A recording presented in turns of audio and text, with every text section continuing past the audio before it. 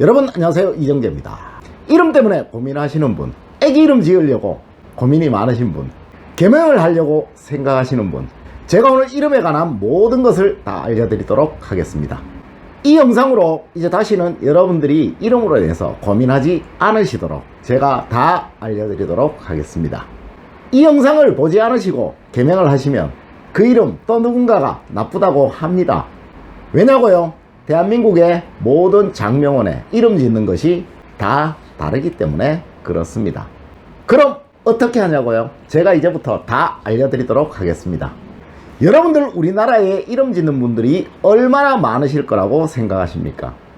인터넷 검색하면 정말 많이 나오죠. 유튜브는 말할 것도 없고요. 동네 곳곳마다 자기가 제일 잘 짓는다고 하는 철학원들 수도 없이 많죠. 유튜브만 봐도 별의별 말들이 다 나옵니다. 현재 우리나라에 장명을 하는 사람들, 그러니까 철학원의 개수가 약 50만 곳 정도 된다고 합니다. 굉장히 많죠. 또한 복덕방에서도 이름 짓는 분들이 있고요. 또 조금 배워가지고 아는 체 하는 분들이 굉장히 많아요. 아마 제 생각에는 약 한 100만 명은 되리라 생각합니다. 아무리 많아도요, 이들이 전부 통일된 하나의 장명법으로 이름을 짓는다면 문제될 거 없겠죠. 그런데요, 거의 대부분의 분들이 다 다릅니다. 자기들만의 학설들이 다 있어요. 여러분들 이 부분에 관해서 어떻게 생각하십니까? 여러분들이 아무리 비싼 돈을 주고 이름을 지어도 바로 옆집에 가서 감명을 해보면 그 이름 잘못됐다라고 한다라는 겁니다. 실제로 저한테도 이런 상담이 굉장히 많이 옵니다. 제게 메일이나 전화가 굉장히 많이 오는데요, 거의 대부분 이런 얘기들이에요. 어디 가서 이름을 지었는데 그 이름이 잘못된 이름이라고 합니다. 또 우리 부모님이 비싼 돈 주고 장명원에서 지었는데요, 그 이름 인터넷으로 감명해 보니까 잘못된 이름이라고 합니다. 또 교수님, 제 이름은 불용문자가 들어있어서 개명해야 된다고 하는데 어떻게 해야 하나요?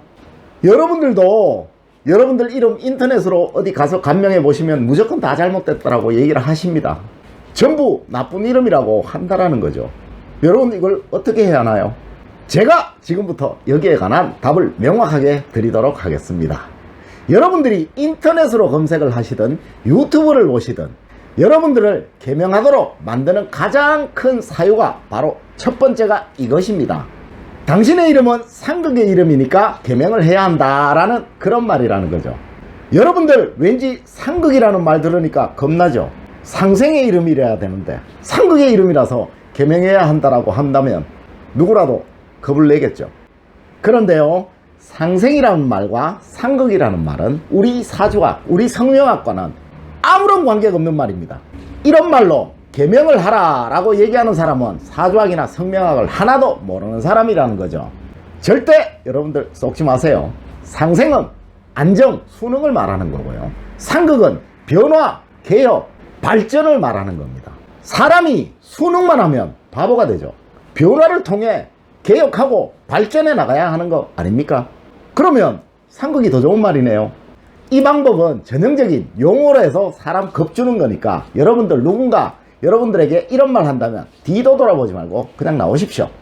우리 성명학에는 이런 거 절대 없습니다. 다음으로 두 번째, 불용문자라고 해서 개명을 유도하는 분들이 굉장히 많습니다. 그런데요, 불용문자라는 것이 어떤 건가 여러분들이 아시게 된다면 절대 두려워하지 않으실 겁니다. 불용이라는 것은 쓰지 마라 라고 하는 명령어죠. 윗사람이 아랫사람에게 하는 말입니다. 그렇죠? 조선시대에는 계층 간의 서열이 굉장히 엄격한 그런 사회였습니다. 왕이 쓰던 것을 감히 신하가 쓰지 못합니다. 또 높은 신분을 가진 양반이 쓰던 것을 중인이 쓰지 못합니다. 또 중인이 쓰던 것을 천민이 쓰지 못한다는 거죠. 여기에서 나온 말이 불용문자라는 것인데요, 제가 예를 하나 들어보도록 할게요. 제가 살고 있는 이곳 대구입니다. 이 대구의 지명이 원래는 이 큰 대자에 언덕구자였습니다. 그런데 이 구자가 이 구자로 바뀌었습니다. 왜 바뀌었냐고요? 공자의 이름이 원래 공구입니다. 공자의 이름에 쓰는 이 구자를 감히 지명으로 써서는 안 된다라고 하여서 이렇게 지명마저도 바꿔버린 겁니다. 이러한 예는 조선시대를 찾아보면 수도 없이 많습니다. 이래서 조선시대 왕들은 전부 외자를 썼던 겁니다. 이러한 원리에 의해서 만들어진 것이 불용문자라는 거죠. 동서남북 사방신을 인간이 쓸 수 없다 해서 쓰지 못하고요. 그 외에도 좋은 글자들은 다 좋은 계층이 쓰게 되니까 아랫계층은 써서는 안 된다라고 해서 만들어낸 것이 불용문자라는 겁니다. 그런데 여러분, 지금 대통령 이름하고 같다고 해서 개명하는 분 없죠? 총리, 장관 이름과 같다고 해서 개명하시는 분 없죠? 이런 촌스러운 옛날식 사고방식 이제 바꿔야 됩니다. 이런 것 현재에는 전혀 의미 없다라는 거 여러분들 반드시 명심하세요. 불용문자에 뭐 나쁜 의미를 막 집어넣은 것은 후대에 와서 억지로 집어넣은 것이지 과거에는 절대 이런 거 없었습니다. 다음으로 세 번째, 네가 타고난 사주하고 이름이 너무 안 맞아, 이래서 개명을 유도하시는 분들이 굉장히 많죠. 이건 여러분들이 어떻게 알아볼 방법이 없잖아, 그죠? 여러분들이 지금부터 사주학 공부하실 수도 없고 성명학을 공부하실 수도 없잖아요. 그런데요, 아주 간단하게 여러분들이 알아보실 수 있는 방법이 있습니다. 여러분들이 지금 쓰시는 그 이름이 여러분들 마음에 들면 그 이름 여러분들에게 좋은 이름입니다. 누군가가 여러분들의 이름을 불러주셔서 여러분들이 기분이 좋으시다면 그 이름은 여러분들에게 아주 좋은 이름이라는 거죠. 그런데 누군가가 여러분들의 이름을 부를 때 그 이름을 듣기가 싫고 별로 내키지 않는다면 그 이름은 여러분과 맞지 않는 이름이라는 겁니다. 여러분들 주변에 유독 만나면 기분 좋은 친구 있죠. 그 친구는 여러분들과 궁합이 아주 잘 맞는 친구입니다. 이름 역시 이것과 똑같습니다. 누군가 여러분들의 이름을 부를 때 여러분들이 그 이름을 들어서 기분이 좋다면 그 이름 여러분과 잘 맞는 이름입니다. 다음으로 네 번째, 한자 획수가 안 맞아서 이름 개명해야 돼, 이렇게 유도하시는 분들 있으시죠. 이 말은 앞서 말한 모든 것 중에서 가장 엉터리 말입니다. 이런 말 한다면 뒤도 돌아보지 말고 나오셔야 됩니다. 한자 획수를 따져서 이름을 만드는 것은 전형적인 일본식 장명법입니다. 일본의 막부 시대 때 지도자들의 이름에서 따온 그 장명법이라는 겁니다. 이것은 이미 일본의 오성각이라는 종교법인에서 자기네들이 만든 장명법이다, 창씨 개명의 도구로 자기네들이 만들었던 장명법이다 라고 고백을 했습니다. 그 오성각의 후계자, 그 후손 역시도 이 엉터리 장명법이 아직까지 우리나라에 사용되고 있고 우리나라 사람이 쓰고 있다는 거기에 경악을 금치 못한다고, 놀라움을 금치 못한다고 고백을 했습니다. 우리의 장명법에는 이런 것이 없습니다. 이름을 지을 때 왠지 찜찜하니까 그냥 맞춰주면 좋지만 이것으로 인해서 여러분들의 귀한 이름 개명하실 필요까지는 없다라는 그런 얘기입니다.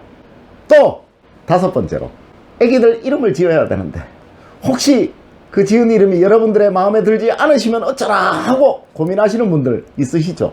할아버지 할머니가 어디 가서 이름을 지어 오실 건데 그 이름이 우리 마음에 들지 않으면 어떡하나 걱정하시는 분들 있으시죠. 할아버님이든 할머님이든 여러분이든 이름을 짓기 전에 그분에게 몇 번이고 재작명을 해주시는지 확인을 하고 재작명을 해주시는 그곳에 찾아가시면 됩니다. 걱정하실 필요가 하나도 없다라는 거죠.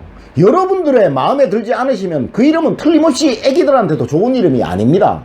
여러분들이 마음에 들 때까지 몇 번이고 재작명을 해달라고 요구를 하셔야 하고 또 그러한 곳에 찾아가셔야 됩니다. 그래서 여러분들은 비싼 장명료를 지불하시는 겁니다.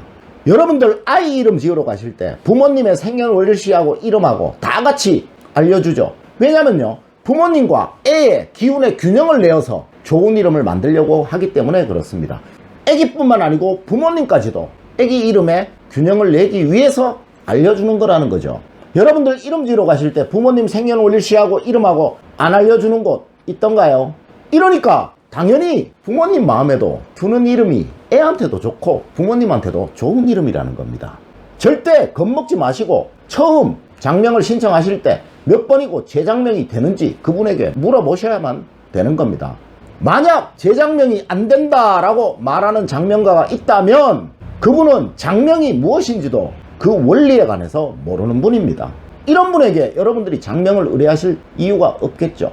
이름이라는 것은 한 사람의 일생을 결정하는 굉장히 중요한 겁니다. 한 사람의 후천적인 성격을 만들어내기에 그러한 겁니다. 잘못된 이름으로 인해서 여러분들의 인생을 망쳐버릴 수도 있고요. 여러분들의 일생을 행복으로 가득한 그런 삶으로 만들어낼 수도 있는 것이 장명입니다. 여러분들에게 그렇다면 여러분들 후손에게도 마찬가지겠죠. 제가 오늘은 여러분들에게 제대로 된 이름을 얻을 수 있는 방법, 그리고 현혹되지 않을 방법에 관해서 알려드렸습니다.